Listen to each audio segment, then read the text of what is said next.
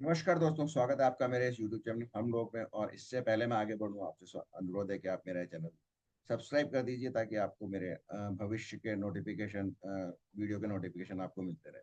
आज मैं वापस से बात करूंगा नरेंद्र मोदी को के विरुद्ध, या नरेंद्र मोदी की माता जी के अपमान करते हुए भद्दी गालियां दी गई थी दरभंगा में, एक कांग्रेस और आरजेडी के मंच से, जो कि राहुल गांधी की वोट अधिकार यात्रा के स्वागत के लिए बनाया गया था। और इस पर बड़ी आश्चर्य की बात है कि न तो आरजेडी के किसी प्रमुख व्यक्ति ने, या न ही कांग्रेस के किसी मुख्य राहुल गांधी, प्रियंका गांधी, सोनिया गांधी, या फिर खड़गे जो कांग्रेस प्रेसिडेंट, उन्होंने कोई प्रतिक्रिया व्यक्त की और उन्होंने उस पर कोई खेद व्यक्त नहीं किया, यहाँ तक कि इसकी भर्त्सना भी नहीं की, इसका खंडन भी नहीं किया।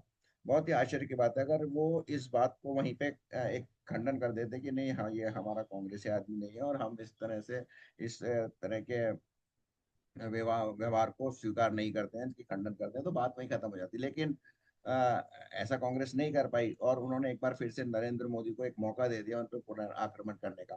तो नरेंद्र मोदी ने कल एक बिहार की ही महिलाओं को कुछ डायरेक्ट बेनिफिट ट्रांसफर के लिए उनको संबोधित कर रहे थे। लाखों महिलाएं ऑनलाइन उनको सुन रही थी, उनको एड्रेस किया और उस पर उन्होंने फिर अ, बराबर भरपूर फायदा उठाया, भरपूर इसका पॉलिटिकल माइलेज लिया और फिर एक तरह से गेंद वापस उनके पाले में डाल दी।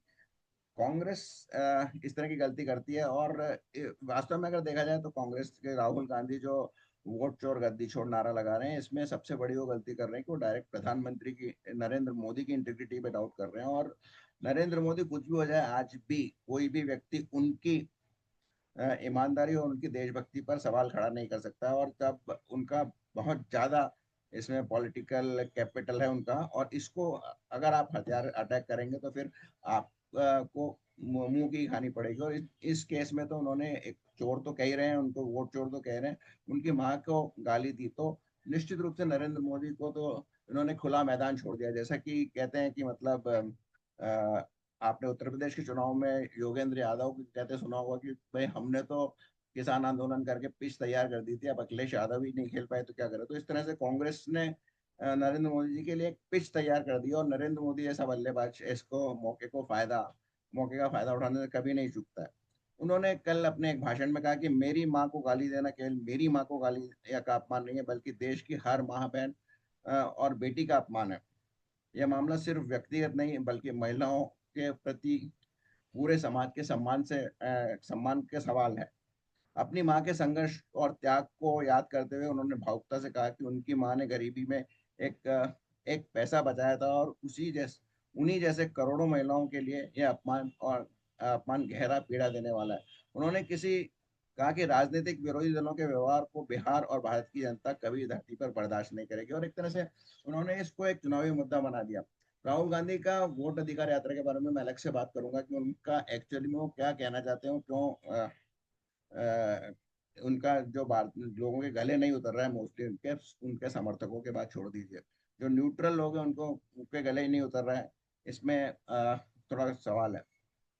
इसका घटना का अगर विश्लेषण किया जाए तो प्रधानमंत्री ने इस घटना को व्यक्तिगत हमला देखने के बजाय उन्हें महिलाओं के सम्मान, पारिवारिक मूल्यों और जन स्वाभिमान पर चोट के रूप में प्रस्तुत किया। इससे भावनात्मक जुड़ाव बढ़ता है और उनकी राजनीतिक शैली का एक हिस्सा है। जैसा कि मैंने पहले कहा कि अगर आप नरेंद्र मोदी को इस तरह का कोई मुद्दा दे देंगे, यानी कि इस तरह की कोई फुल टॉस बॉल दे देंगे तो उसको सीधा छक्का तोड़ाएंगे, तो नरेंद्र मोदी ने वही किया जो आ, राहुल गांधी अगर एक सुलझे हुए बल्लेबाज गेंदबाज होते तो कभी भी ऐसा नहीं करते, लेकिन उन्होंने मौका दिया, वो उसको वहीं पे खत्म कर सकते थे। यह भाषण स्पष्ट रूप से उनकी चुनाव रणनीति का हिस्सा था। जनता के भीतरी भावनात्मक रुझानों को भुनाने का प्रयास, विशेषतः महिलाओं के बीच भाजपा की सामूहिक पहचान को मजबूत करना।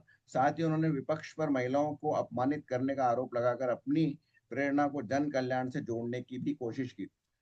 इसमें एक मुद्दा यह है कि बिहार में वैसे ही जो महिलाएं हैं, शराबबंदी जो वहां पे की गई थी, उसके बाद नीतीश कुमार की आने ये एनडीए की तरफ मुड़ गई थी, और इस मुद्दे से महिलाएं और उनकी तरफ झुकेगी, और बाकी कुछ जो फेंस पर बैठी थी महिलाएं थी, वो भी शायद इसको महिलाओं का अपमान समझेंगी और वो भी आरजेडी और कांग्रेस से अपना पल्ला झाड़ लेंगी।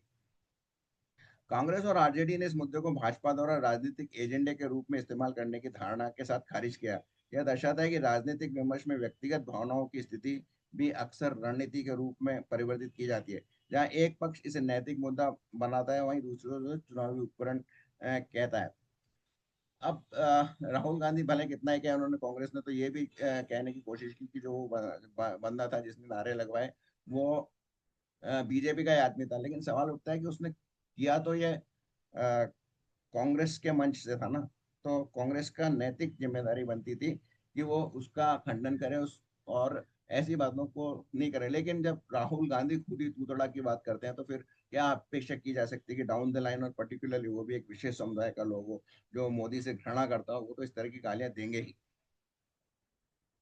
अब आप देखा जाए तो नरेंद्र मोदी की माँ भारत में, अगर आप देखा जाए तो माँ का सबसे ऊपर स्थान रहता है और सम्मान होता है। किसी भी माँ के प्रति अभद्र भाषा बोलना, जब भी आप कभी होते हैं कि अगर आपका छोटा आपसी झगड़ा भी हो, और अगर आप कोई माँ की गाली दे देते हैं, तो आप फिर उसको छोड़ते नहीं है। आप उसको पूरे दमखम के साथ उसका विरोध करते हैं, और जो भी आपकी शक्ति होती है उसका इस्तेमाल करते हैं। लेकिन ऐसा ऐसा ही हुआ।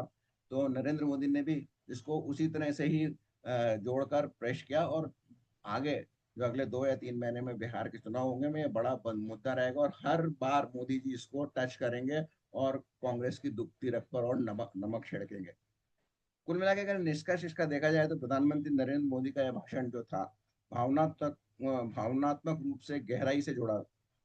इसमें उन्हें महिलाओं और परिवार के संवेदना प्राप्त हुई है। साथ ही यह एक रणनीतिक राजनीतिक कदम भी था, जिसमें विपक्षी दलों को व्यक्तिगत हमले के मामले में नैतिक रूप से आघात पहुंचाने की कोशिश की गई थी। लेकिन विपक्षी दलों की प्रतिक्रिया ने इस मुद्दे को विवादित बना दिया, जिससे स्पष्ट होता है कि व्यक्तिगत भावनाएं भी राजनीतिक गणित में आसान से नहीं डाली जा सकती है। सीधी सी बात है कि अगर राहुल गांधी और तेजस्वी यादव इसका खंडन कर देते हैं, किसी तरह से क्षमा मांग लेते हैं, माफी मांग लेते हैं, राष्ट्र से, नरेंद्र मोदी से नहीं, उनकी माँ से मांग लेते, या देश की महिलाओं से भी मांग लेते, तो ये मुद्दा इतना गहरा नहीं बनता। लेकिन चूंकि दोनों ही राजशाही परिवार से आते हैं, और तीसरे अब उनके साथ अखिलेश यादव भी जुड़ गए हैं, चौथे कहें तो करुणानिधि के पुत्र स्टालिन भी इनके साथ है। तो एक तरह से डायनास का राजनीति है, जिसमें ये अपना अधिकार और अपने आप को जनमानस से के डाउन, नीचे लोगों से अपने आप को ऊपर समझते हैं। और वे समझते हैं कि वो किसी को भी गाली दे सकते हैं, इसमें कोई गलत बात नहीं है, विशेषकर अगर नरेंद्र मोदी को गाली दी जाए।